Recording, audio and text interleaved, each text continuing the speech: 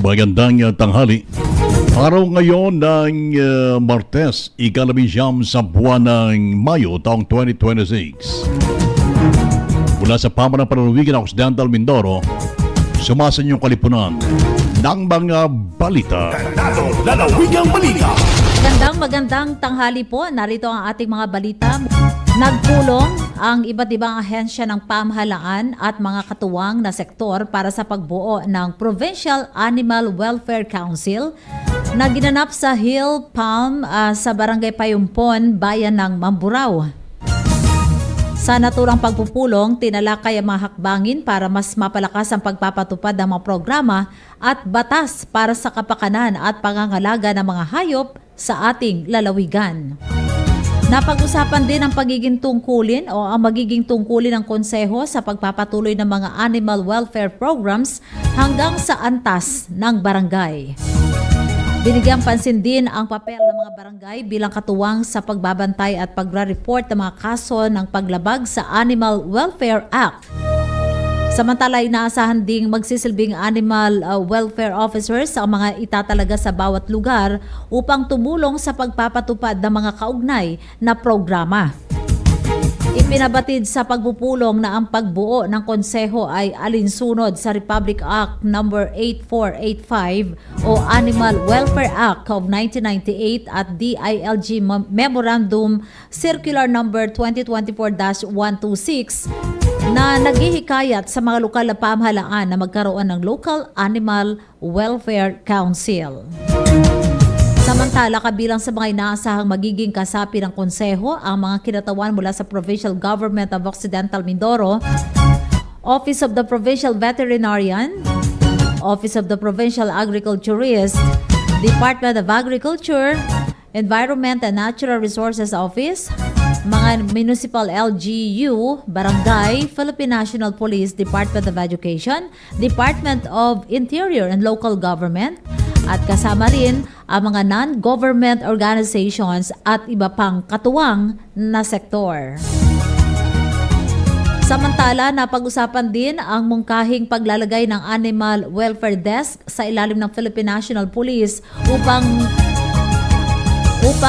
mapabilis ang pagtugon sa mga kaso ng animal cruelty at iba pang paglabag sa batas. Samantala, binahagi rin sa pagpupulong ang pagpapatupad ng Animal Welfare Council sa Cebu City bilang isa sa mga maaaring maging modelo ng lalawigan sa pagpapalakas ng kanilang programa para sa animal welfare. Isinagawa rin ang pagpupulong sa ilalim pa rin o isinagawa ang pagpupulong na ito sa ilalim ng pamumuno ni Governor Eduardo Vigadiano, katuwang si Vice Governor Aniceta Diana Apigutayag at mga miyembro ng Sangguniang Panlalawigan. Lalawigang balita. Sa iba pang mga balita, sa pamagitan naman ng pamalang panlalawigan sa pamumuno ni Governor Ed Gadiano, na ipamahagi ang mga suportang pinansyal para po sa iba't ibang sektor sa mga bayan ng Loc at Lubang sa tulong ng programa ng Provincial Social Welfare and Development Office. Sa bayan ng Lubang, may kabuwang 79 na mga senior citizen ang nakatanggap ng milestone incentives.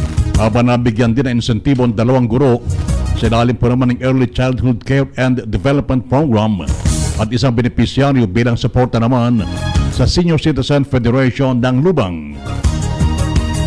Samantala, sa bayan naman ng Luok, umabot naman sa 47 mga senior citizens na nabigyan ng milestone incentives. Bukod po naman dito, tumanggap din ng insentibo ang 2 guro sa ilalim ng ECCD program at isang benepisyaryo mula naman sa Senior Citizen Federation ng Luok.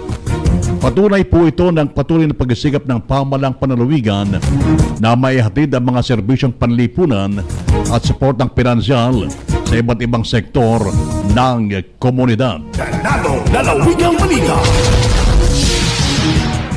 Nagsagawa ng inspeksyon si Occidental Mindoro Governor Eduardo Gadiano sa ilang proyekto ng pamahalang panlalawigan sa bayan ng Luok.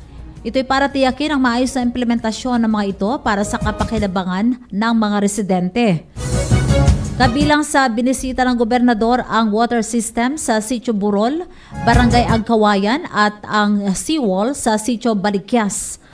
Ayon sa pamahalaang panlalawigan, mahalaga ang mga proyektong ito. Ito'y para matugunan ang pangangailangan ng komunidad at mapalakas ang proteksyon ng mga mamamayan laban sa iba't ibang panganib. Sinabi o kasama ni Governor Gadiano sa isinagawang pagbisita ang ilang department heads at iba pang kawani ng pamahalaang panlalawigan na siyang tumututok sa pagpapatupad ng mga proyekto sa Occidental Mindoro. Samantala, patuloy namang isinusulong ng pamahalaang panlalawigan ang mga programang pang-infrastruktura na layuning mapabuti ang serbisyo at kabuhayan ng mga Mindoreño. Ganadong lalawigang balita.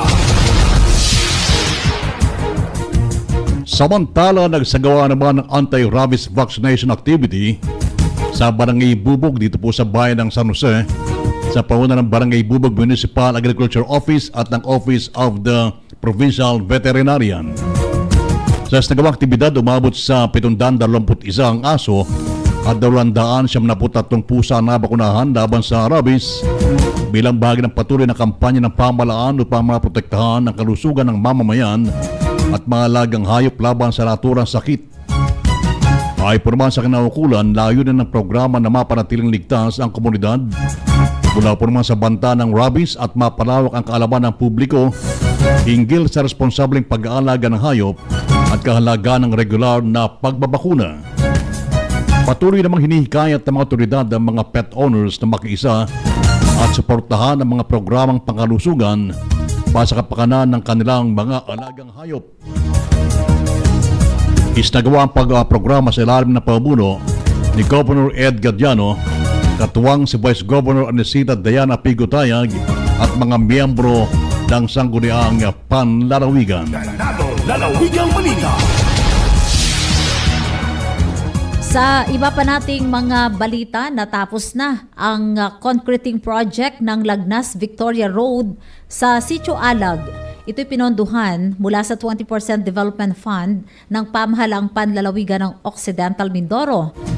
Nagkakahalaga ng 12 million pesos ang nasabing proyekto na layuning mapabuti ang kondisyon ng kalsada upang maging mas ligtas at maayos ang biyahe ng mga motorista, pampasaherong sasakyan at mga residente sa lugar. Ayon sa pamahalaang panlalawigan, inaasahang makatutulong ang proyekto sa pagpapabilis ng transportasyon at pagpapadali ng koneksyon ng komunidad sa iba pang lugar. Kabilang na dito ang pagdadala ng mga produkto at serbisyo.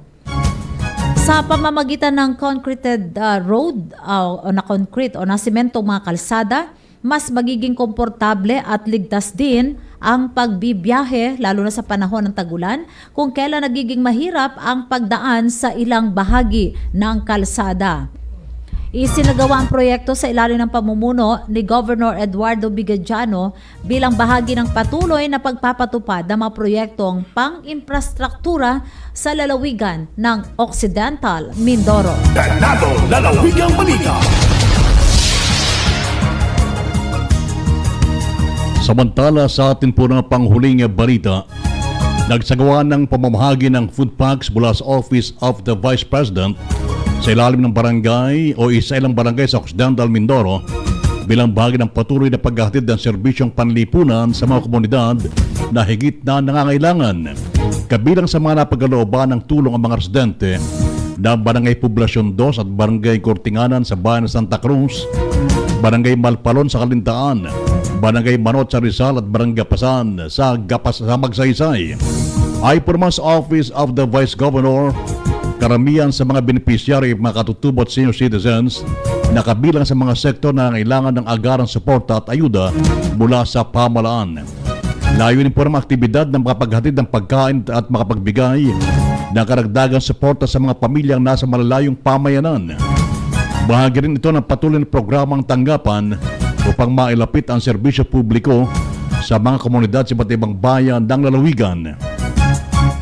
Nagpasalamat naman ang pamahalaang panlalawigan sa mga katuwang na ahensya at mga individual na tumulong upang maging maayos at matagumpay ang pamahagi ng tulong sa mga benepisyaryo. Patuloy na ba giniit ng pamunuan na palalawakin pa ang mga programang makatutulong sa mga Mindoreño nangangailangan, lalo na sa mga sektor na higit na nangangailangan ng kalinga at suporta mula sa pamahalaan. Ganado Lalawigang Balita. Mga kaibigan, sumunod niyo po ang ating mga balita ngayong Martes ng tanghali. Ako po yung nakasama, Ferdi Data. At ako po naman si Helen Pilaro de Guzman. Magbabalik po ang ating programang Ganadong Lalawigan.